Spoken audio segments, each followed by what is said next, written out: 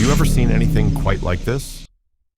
Spotted at a car show in India, this heavily modified car is almost unrecognizable. Underneath the wide body kit and massive wing, however, is a distinctive five-door hatchback shape. Was this a forgotten hot hatch or a common car transformed into a beast?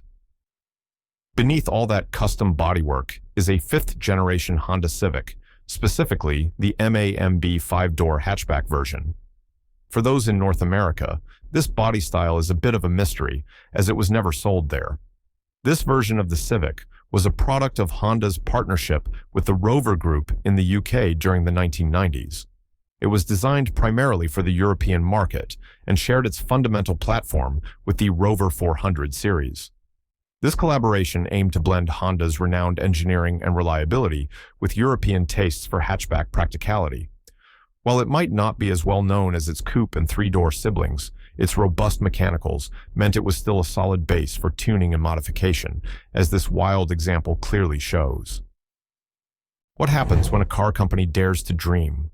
The long, flowing bonnet, the sweeping fender lines, and the elegant, curved bodywork speak of post-war optimism and pure speed. This is automotive art.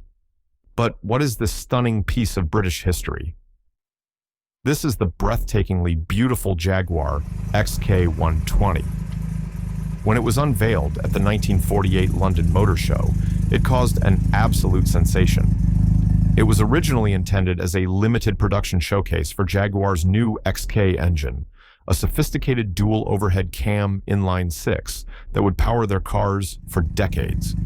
The car was so overwhelmingly popular that Jaguar was forced to put it into full production.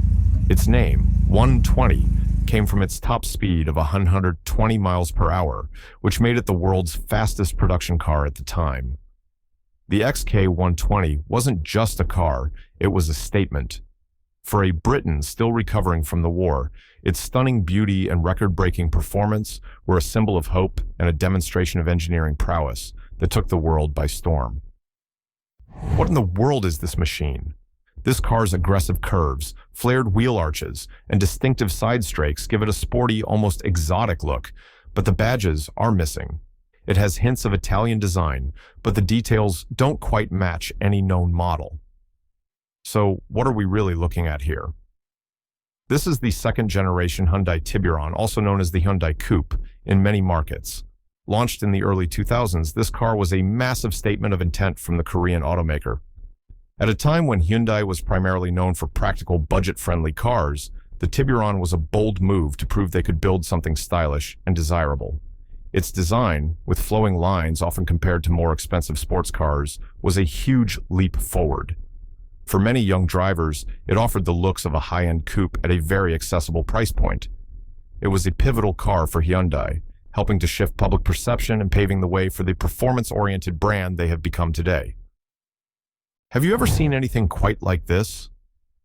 Spotted in California wearing a Michigan manufacturer plate, this electric SUV is a complete mystery. The sharp, modern design doesn't match any current American or European brand. So, what are we really looking at here? This is the Luxgen N7, an electric crossover from a Taiwanese automaker. This is a fascinating piece of automotive history in the making. The N7 is based on the Foxtron Model C concept. That name, Foxtron, is a joint venture between Luxgen's parent company, Yulon, and Foxconn, the same tech giant famous for assembling Apple's iPhones. Foxconn is making a massive push to become a major player in the electric vehicle world, not by creating their own car brand, but by designing and building vehicles for other companies. Seeing this car testing in the US suggests they are seriously evaluating its potential for the North American market. It's a sign of a massive shift in the auto industry, where a consumer electronics giant could soon be building the car you drive. What in the world is this machine? This bizarre-looking van has a friendly, almost cartoonish face with round headlights set into a bulbous front end. It looks like something from a completely different time and place. Was this a failed prototype or a specialized vehicle built for a single, bizarre purpose? This charmingly quirky vehicle is a Nisa 522, a light commercial van built in Poland. For anyone who lived in Eastern Europe during the Cold War, this sight is pure nostalgia. From the 1950s all the way until 1994, the Nisa factory produced these simple, rugged, and incredibly versatile vans.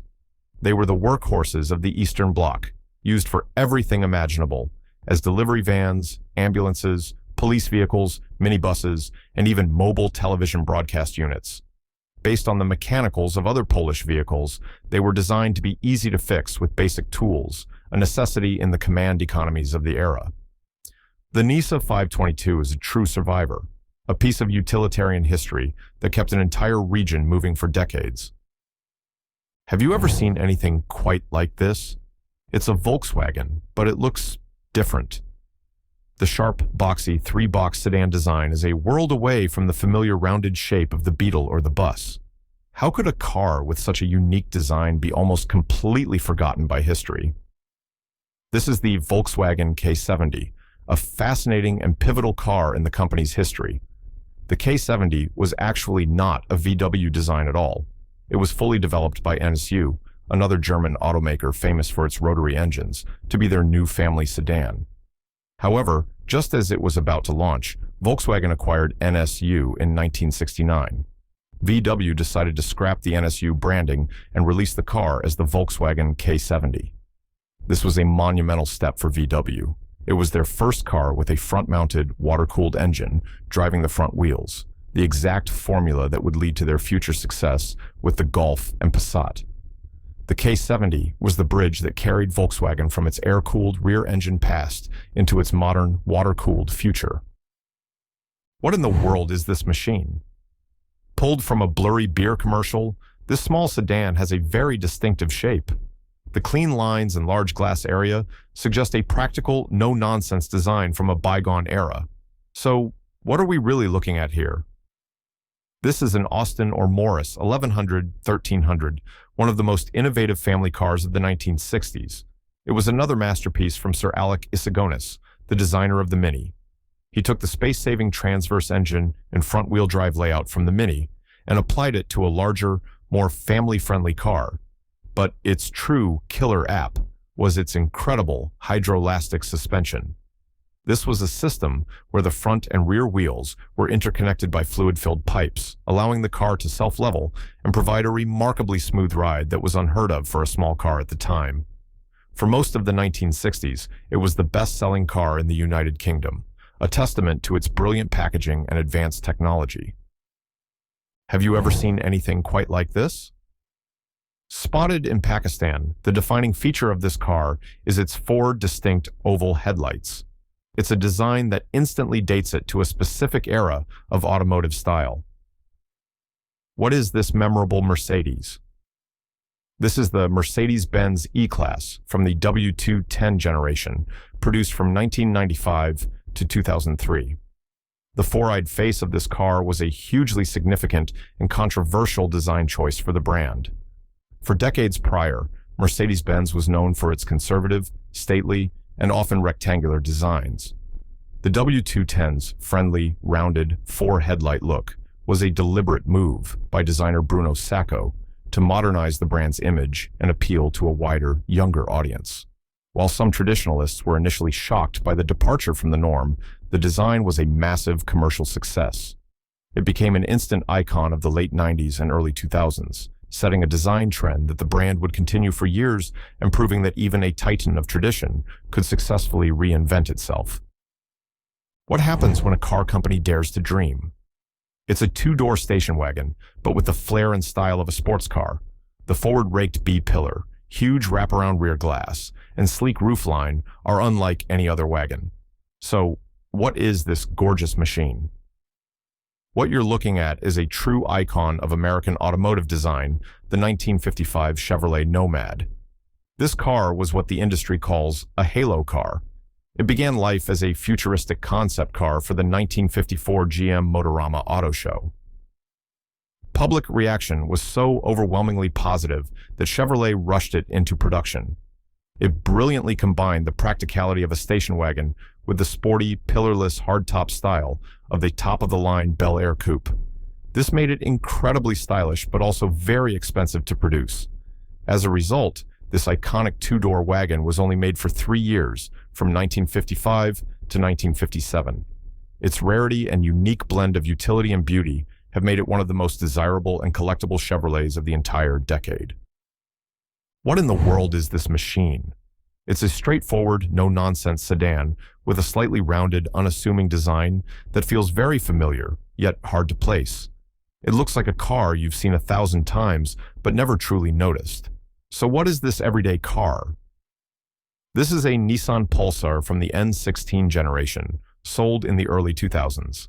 The story of this car's name is a perfect example of global automotive branding.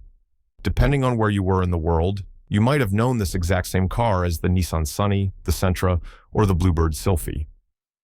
Automakers often use different names for the same vehicle to suit different markets and carry on the legacy of established nameplates in each region. The N16 Pulsar was a product of the new partnership between Nissan and Renault, and it marked a shift towards more European-influenced ride and handling characteristics. It was a dependable, practical, and globally successful car that, for millions of people, was simply reliable daily transportation. What happens when a car company dares to dream? This small, shapely coupe has dramatic, flowing lines and a distinctive flip-over headlight mechanism that gives it a truly unique character. It looks like a miniature American sports car. So, what is this baby Corvette? This is the gorgeous Opel GT. While it was a German-built car from GM's European subsidiary, its design philosophy was pure Americana, earning it the popular nickname the Baby Corvette. Its flowing Coke bottle styling was heavily inspired by its bigger American cousin. The GT's most memorable feature, however, was its manually operated pop-up headlights. There was no electric motor. Instead, the driver used a large lever on the center console to physically rotate the headlights into position, a quirky and unforgettable piece of mechanical engineering. Produced from 1968 to 1973, the Opel GT was sold in the US through Buick dealerships, offering exotic European styling and a fun driving experience at an affordable price, making it a beloved classic today. What in the world is this machine? It's an absolute beast. A massive, heavy-duty truck chassis fused with a rugged, self-contained expedition camper. This isn't your average RV. Was this a military vehicle, a custom one-off, or something else entirely? This incredible vehicle is an earth roamer. These are not military vehicles, but rather the ultimate expression of the overlanding dream, built for extreme off-grid exploration. The company, based in Colorado, starts with a heavy-duty American truck chassis, usually a Ford F-550. They then replace the standard truck bed with a custom-built, one-piece carbon fiber camper body. This creates an incredibly strong yet relatively lightweight living space. These machines are designed to be completely self-sufficient for long periods in the wilderness, featuring massive solar panel arrays, huge water tanks, and powerful battery systems. An earth roamer is a go-anywhere expedition vehicle that combines the rugged capability of a commercial truck with the comfort and amenities of a luxury yacht. Have you ever seen anything quite like this? This is a monster, a massive 10-wheeled military truck with a huge presence, designed for the most extreme conditions imaginable. What is this beast, and what is its purpose? This behemoth is an Oshkosh LVSR, which stands for Logistics Vehicle System Replacement. It's one of the primary heavy-duty tactical trucks used by the U.S. Marine Corps. Think of it as the backbone of military logistics on the battlefield. Its key feature is its incredible versatility, based on a system of interchangeable flat racks. It can be configured to haul cargo, shipping containers, fuel, or even act as a wrecker to recover other massive vehicles. Built in Wisconsin, the LVSR is designed for extreme off-road mobility with all-wheel drive and an advanced independent suspension system, allowing it to traverse terrain that would stop almost any other vehicle. It's a masterpiece of heavy-duty engineering, built to haul immense loads and survive in the world's harshest environments. So, which car surprised you the most today? Drop your answer in the comments and share this to challenge another car lover. For more incredible automotive finds every week, hit that like button and subscribe so you never miss a mystery. Keep searching the back roads.